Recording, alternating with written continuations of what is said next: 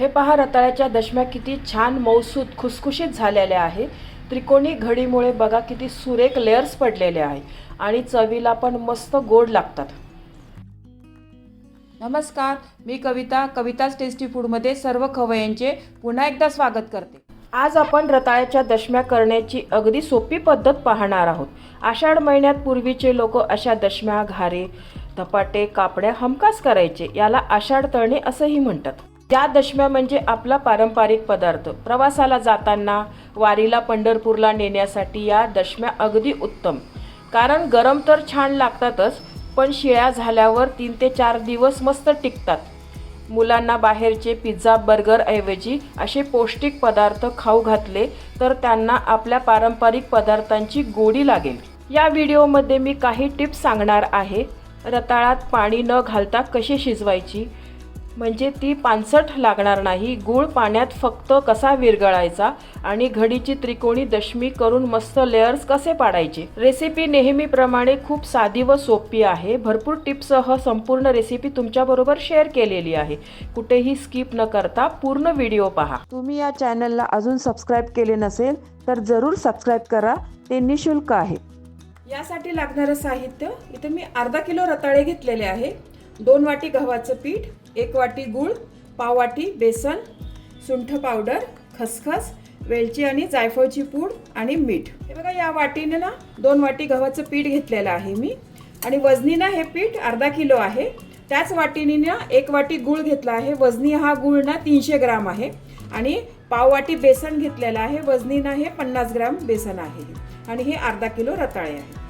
सर्वात आधी आपण रताळी शिजवून घेऊया। त्यासाठी मी कुकरमध्ये ना थोडं आधी पाणी घेतलेलं आहे आणि हे रताळी आहे ना डायरेक्ट कुकरमध्ये न शिजवता मी अशी भांड्यात शिजवणार आहे। बघा, अशी डायरेक्ट कुकरमध्ये रताळी शिजवली ना तर थोडी पानसट लागतात चवीला। ही अशी शिजवली ना तर रताळी खूप छान लागतात। कुकरचं झाकण लावून 3 शिट्ट्या करून घेणार आहे। बाजूच्या गॅसवर ना मी रताळीचा कुकर शिजवायला ठेवलेला आहे। दुसऱ्या गॅसवरनं आपण गुळाचं पाणी करून घेऊया।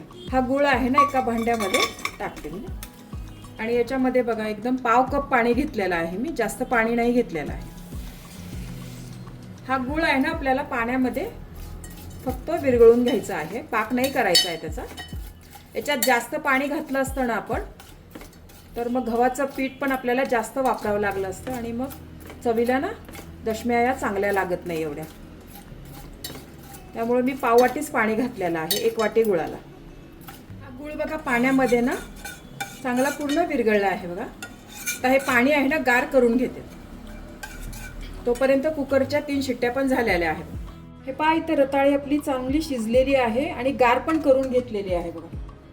व्यवस्थित मऊ झालेली आहे बघा रताळी।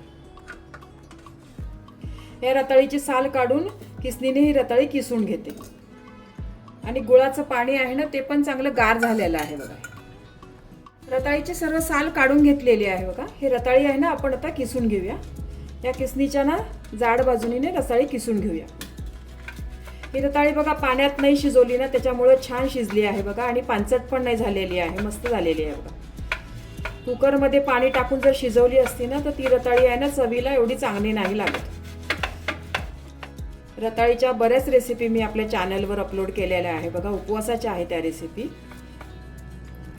उपवासाला तुम्ही त्या रेसिपी बनवू शकतात, आषाढी एकादशीला, महाशिवरात्रीला। रताळ्याचे गोड काप आहे बघा, रताळ्याची खीर आहे, रताळ्याची कटलेट आहे, अशा बऱ्याच रेसिपी टाकलेल्या आहे चॅनलवर। हे पूर्ण रताळे आहे ना असं व्यवस्थित किसून घेते मी, म्हणजे गाठी राहणार नाही त्याच्या आणि आपले दशम्या आहे ना खूप छान मऊसूत बनेल।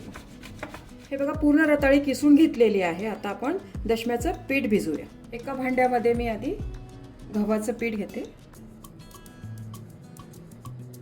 बेसन, ही सुंठ पावडर। या दशम्यामध्ये ना सुंठ पावडर घाला तुम्ही, खूप छान लागतात चवीला।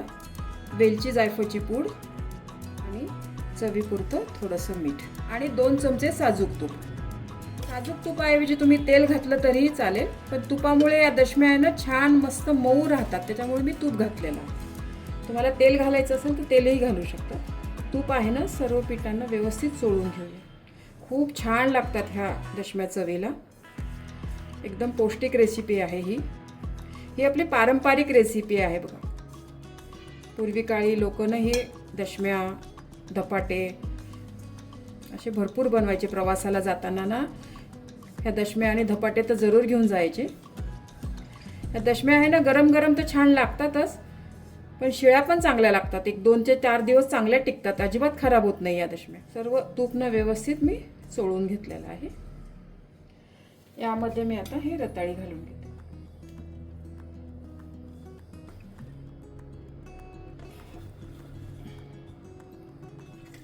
आता हे पीठ आणि हे रताळे आहे ना, चांगलं एकजीव करून घ्या.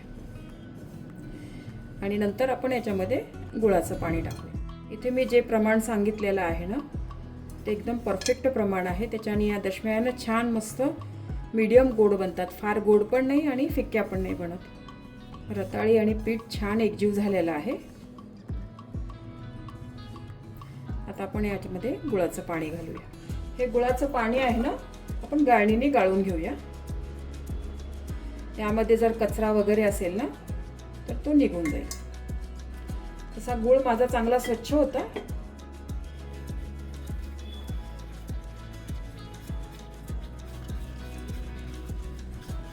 पूर्ण गुळाचं पाणी घातलेलं आहे. आपल्याला लागलं तर आपण गव्हाचं पीठ यामध्ये थोडंसं वाढवू शकतो. थोडंसं लागलं तर मी घेईल परत, कारण जे आपण गव्हाचं पीठ घेतलेलं आहे ना, कोणत्या कोणत्या गव्हाला जास्ती पाणी लागतं, कोणाला कमी लागतं, त्याच्यानुसार कमी जास्त होऊ शकतो थोडंफार. या दशम्या पाहून तुम्हाला नक्कीच तुमच्या आजीची, मावशीची, आईची आठवण नक्कीच येणार. आधीच्या काळी ना आषाढ महिन्यात अशा दशम्या वगैरे, घाऱ्या दशम्या किंवा कापण्या, धपाटे आषाढ महिन्यात जरूर करायचे लोक. त्याला आषाढ तळणे असं म्हणतात खरं. या दशम्या तर आम्ही इच्छा झाली तर कधीही बनवतो. आमच्या घरी खूप आवडतात या. असं नाही की याच दिवसामध्ये बनवतो. प्रवासाला जाताना वगैरे कुणाला हवे असेल तर मस्त तिखटमुठाच्या पुऱ्या आणि या दशम्या मस्त छान ऑप्शन आहेत. पीठ चांगलं मळून घेतलेलं आहे मी. वरनं मला जास्तीचं पीठ अजिबात लागलं नाही आहे. तेवढ्या पाण्यातच व्यवस्थित मळून घेतलेलं आहे आणि थोडं घट्ट मळून घेतलेलं आहे. या पिठाला ना थोडा तुपाचा हात लावते मी.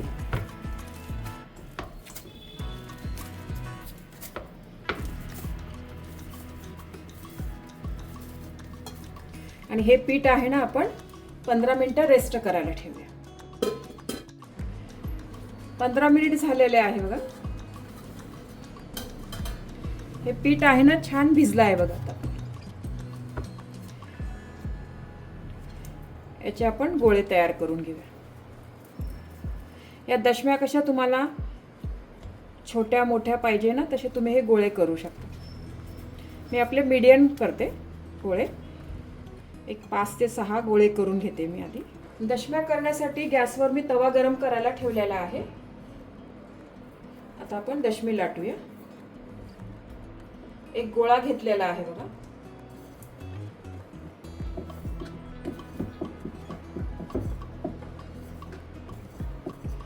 या दशमीला ना दोन्ही बाजूने ना थोडी खसखस लावा. खूप छान लागतात चवीला दशम्या.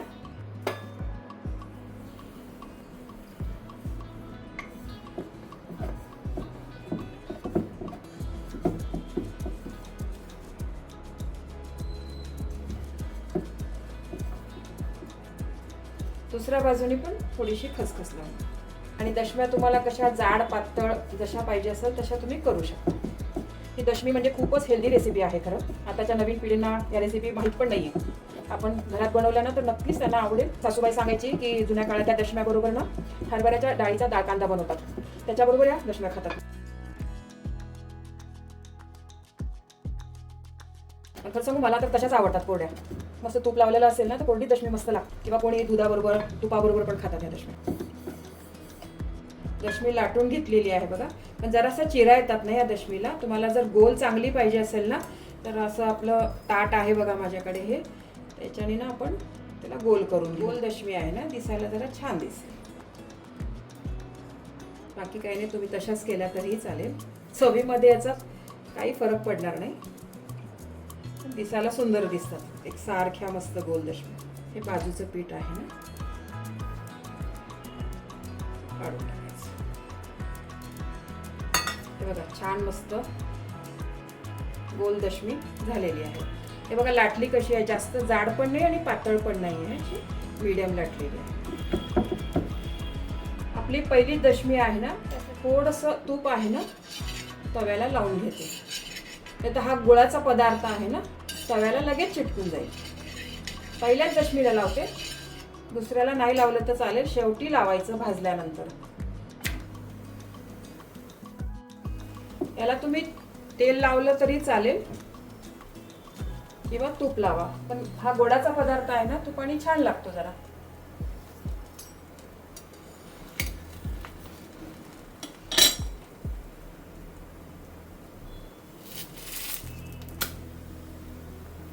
दोन्ही बाजूने ना आधी दशमी थोडी भाजून घेऊया, नंतर त्याला छान तूप लावूया आपण.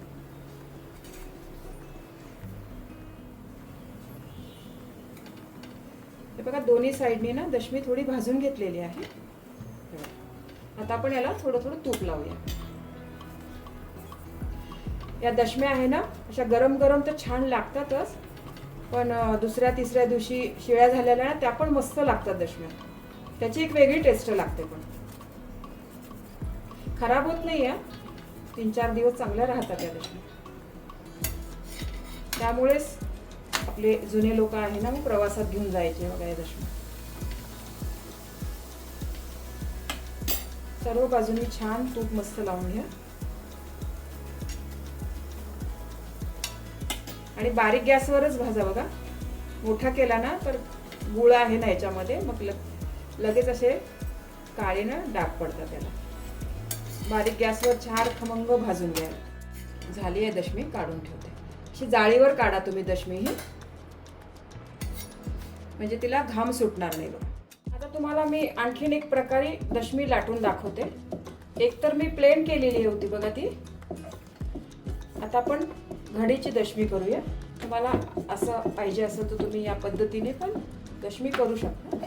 छोटी पोळी लाटून घ्या आणि बदनं ना थोडंसं तूप, आपण घडीची पोळी कशी करतो ना त्या पद्धतीने, आणि मध्ये थोडंसं पीठ घाला. या पद्धतीने पण ना दशमी खूपच मऊ लागते, एकदम छान लागते. अशी पाहिजे असेल तर तुम्ही अशी पण करू शकता. आणि तुमच्या दशम्या जर या पोळपाटाला चिटकत असेल ना तर थोडं गव्हाचं पीठ लावलं तरी चालेल. माझ्या चिटकत नाही त्याच्यामुळे मी लावत नाही.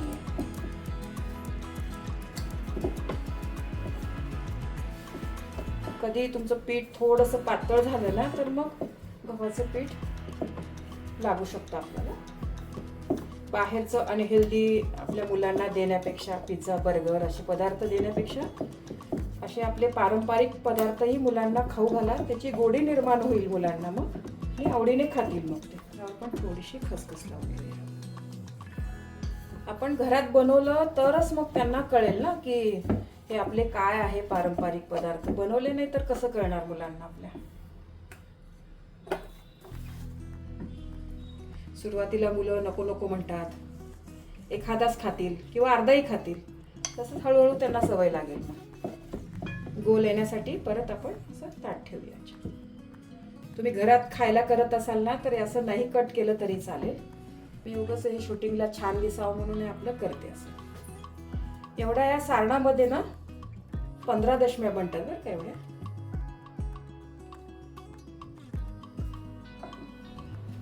दोन्ही साईडनी ना दशमी थोडी भाजून घेतली आहे बघा. आता याला तूप लावूया.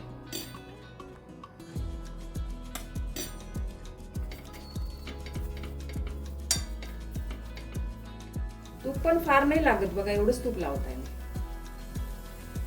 बारीक गॅसवर सर्व बाजूनी व्यवस्थित भाजून घ्या.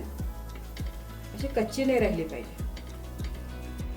वारीला लोक जातात ना पंढरीच्या, तेव्हा अशा दशम्या सोबत घेऊन जायला खूप चांगला आहे, ऑप्शनल आहे.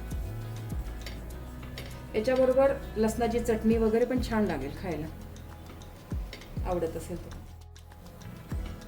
बारीक गॅसवर बघा अजिबातच करपली नाहीये, कुठं डाग वगैरे नाही लागले, पण छान मस्त खमंग भाजली आहे बघा दशमी. तुम्ही या पद्धतीने दशमी आहे ना एकदा तरी करून बघा, खूप आवडेल तुमच्या घरी.